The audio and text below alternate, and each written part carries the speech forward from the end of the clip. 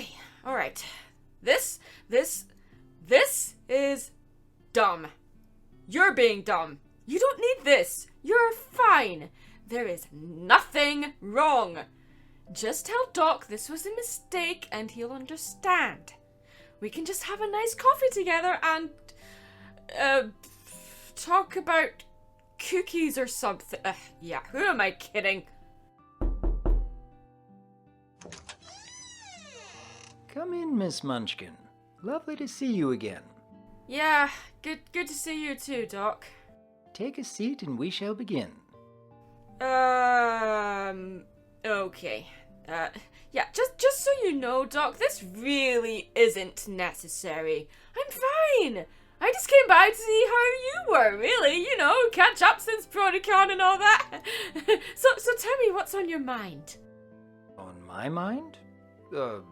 Well, Miss Munchkin, I would like to know how the friendship between you and Mary Sue is. How are the two of you keeping these days? Mary. Did you have to bring her into this? Indeed. But why, though? Well... That was a beautiful bathroom. I love beautiful bathrooms. Doc, you have the best soap ever. Smell my herbs. Oh, no. No, you are not doing this to me. Miss Munchkin... No, you cannot be here. No. Yes I can. I can be wherever I want, because I'm Mary Sue. Miss Sue... This has to be a stupid misunderstanding. This is my appointment with Dr. Wolf, not yours. Oh, I thought you said you no longer needed the appointment, Miss Munchkin? Why the sudden change of mind? I don't need this appointment. I'm fine. But, Doc, with all due respect here, why is she here? Actually, Miss Munchkin, I asked Miss Sue to come along to our session today.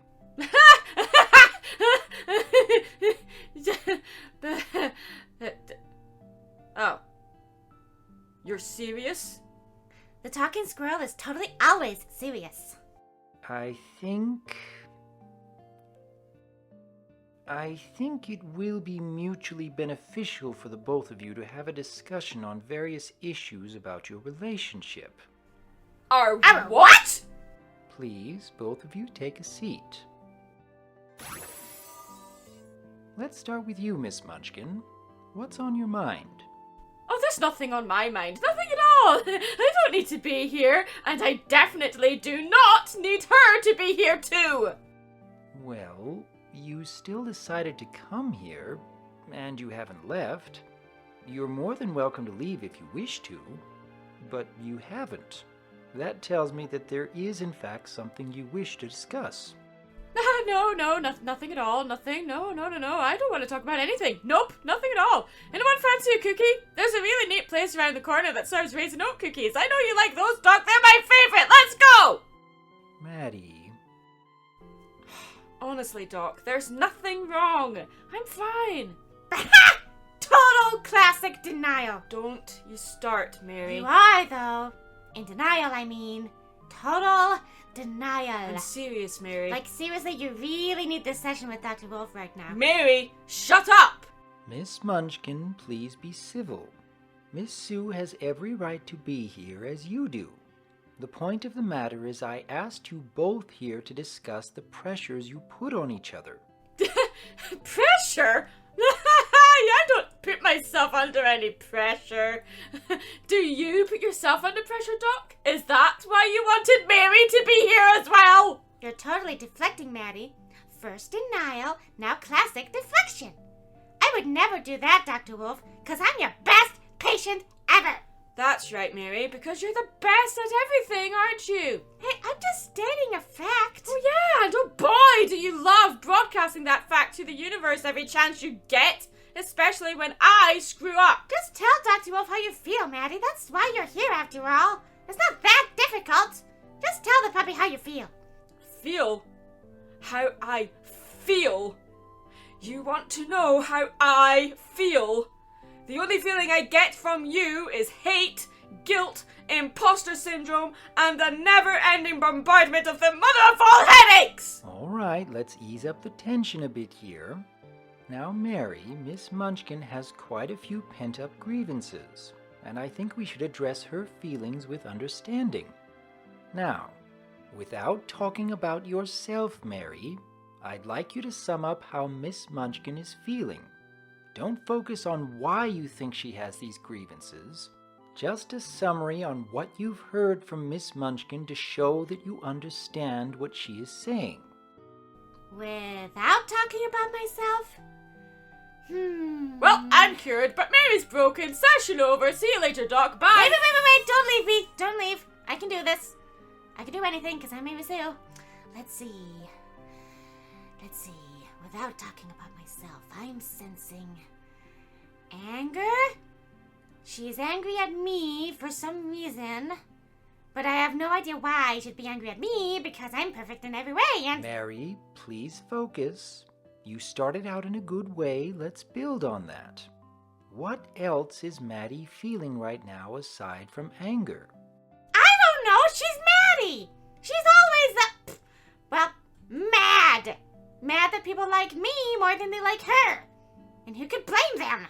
Mary, you're getting into something helpful here. Let's keep trying. Do you see other qualities about Maddie? Surely you don't believe her anger is all there is to her.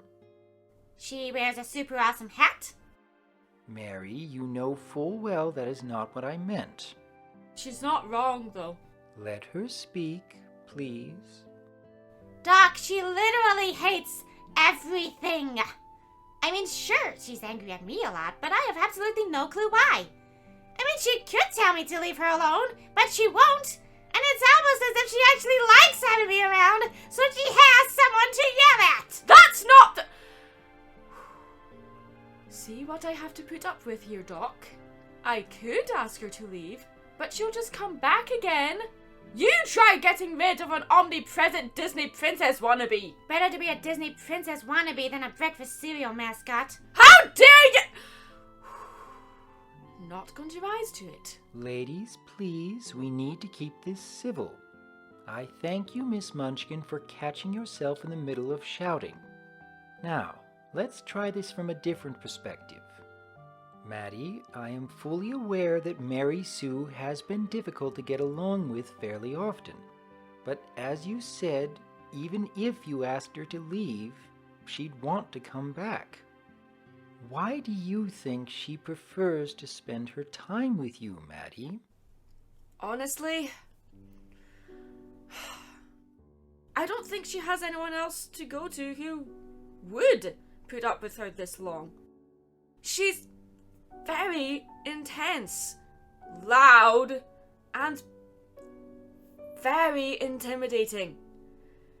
Childish, immature, and everything she does is just so ill-timed. She's also so ridiculously naive and dense.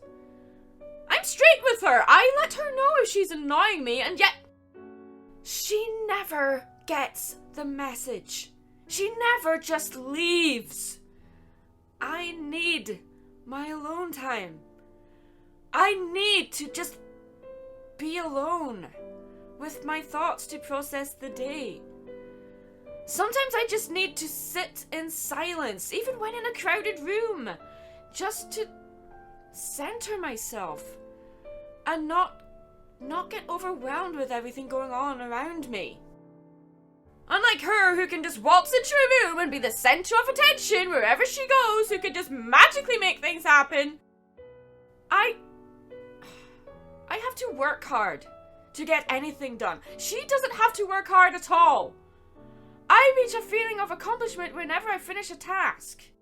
With her, she just blinks and everything she sets her mind to is done perfectly straight away. It must be nice to not make any mistakes, no matter what you do. Must be far less stressful, too. Not have to worry so much about getting things just right. not have to lie awake at night worrying about any mistakes you've made or worry that you're going to make? Despite all the annoyances, disruptive behavior, childish antics, there are moments when you envy her carefree attitude about life, don't you? Wait. Hold your horses there. Pun intended. You're implying that I'm envious of Mary? You're funny, Doc. I don't think he's implying anything. He straight up said it. You're totally envious of me. Mary, please don't talk like that. Miss Munchkin, I know you better than most. I know you have dreams about the future. I know of your artistic passions, and I even know how you enjoy lifting the spirits of others. But I also know of your hesitations, your worries that you keep from others, why you're so dedicated to your work, and why you can berate yourself over the little mistakes that seem to outweigh any of your great accomplishments.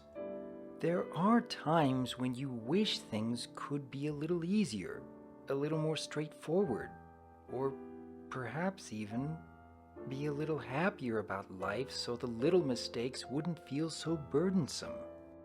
And yet, you have some pony here who, through her intrusive behavior, reminds you of that wish. Despite all the times you become angry over her actions, I would guess that there are still times within your quiet moments where you'd like to have her outlook on life. I've never really kept my dreams about the future hidden. And now that so many dreams have come true for me in my career and my personal life, I do feel guilty sometimes. Like, do I really deserve it? I do feel significantly inadequate. Or even like a fraud. And there's this constant nagging at the back of my mind that I'll somehow be found out and I'll lose all the friends I made over the last 6 years. Yeah, maybe I am too hard on myself sometimes, and maybe even punish myself when I screw up, or even go as far as self-sabotage. But don't we all do that? I mean, I want to stay humble. I don't want to be a total diva and flaunt my accomplishments around wherever I go. But yeah, I do wish sometimes I could be proud of myself and what I've achieved. I do wish I could look back on the things I've done right instead of focusing on the mistakes I've made. I put so much pressure on myself to make things as perfect as they can be that I either take too long to get anything done or I don't finish them at all because I worry it's never going to be good enough, and then I let people down because the projects I've committed myself to I don't complete, and then I disappoint people. I really wish I could be happier with myself. I do really wish that I could be proud of my achievements. I do wish I could be more like Mary. I mean, more like someone who's proud of who they are.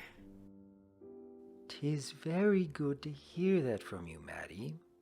Thank you kindly for your willingness to share. Now, Miss Sue, Maddy has listed more than a few grievances about your behavior and your lack of understanding.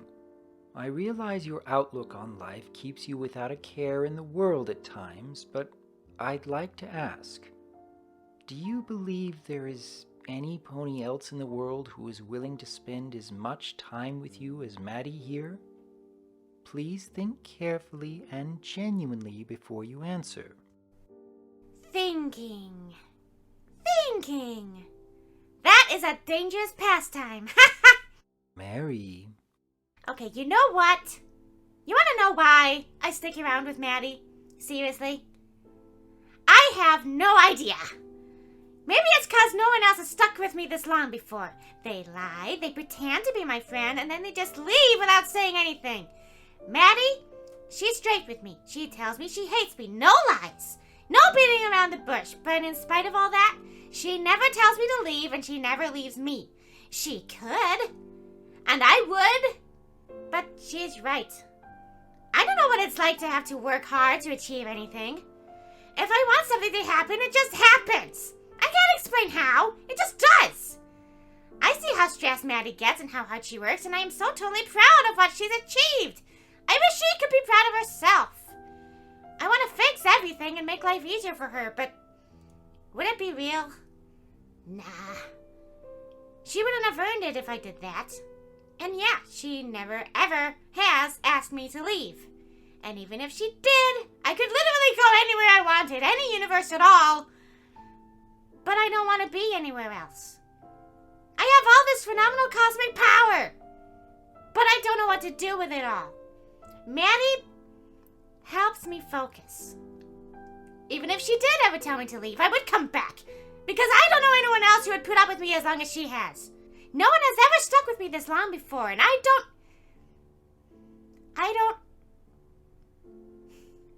want to lose the only friend I have.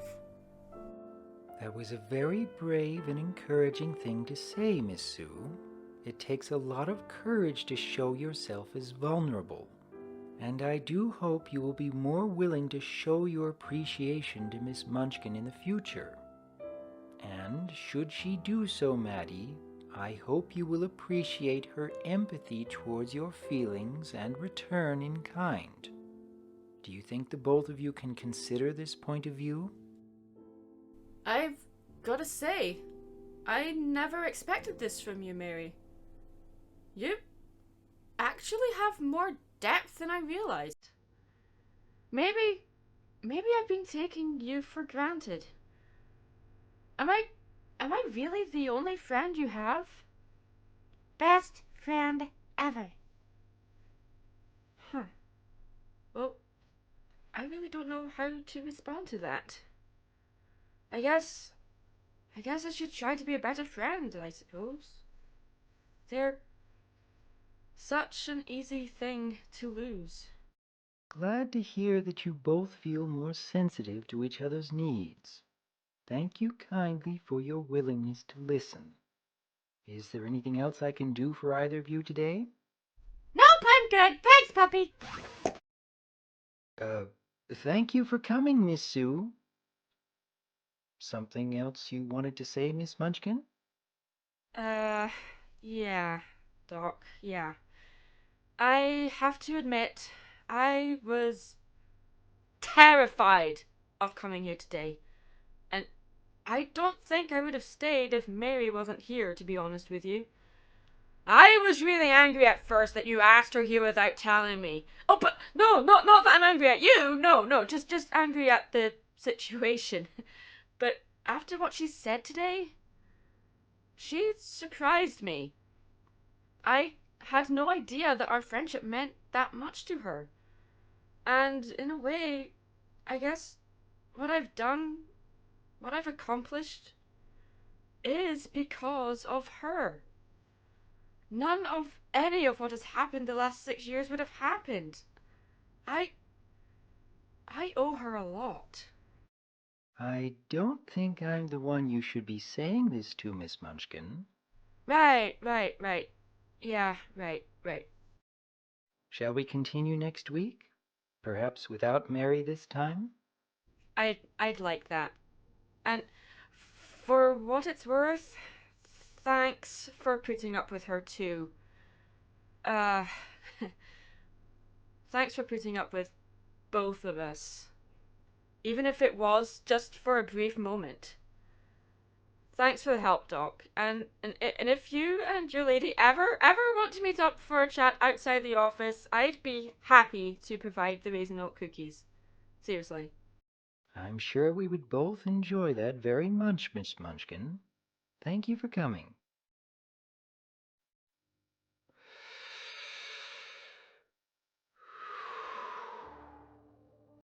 It's good to be helping.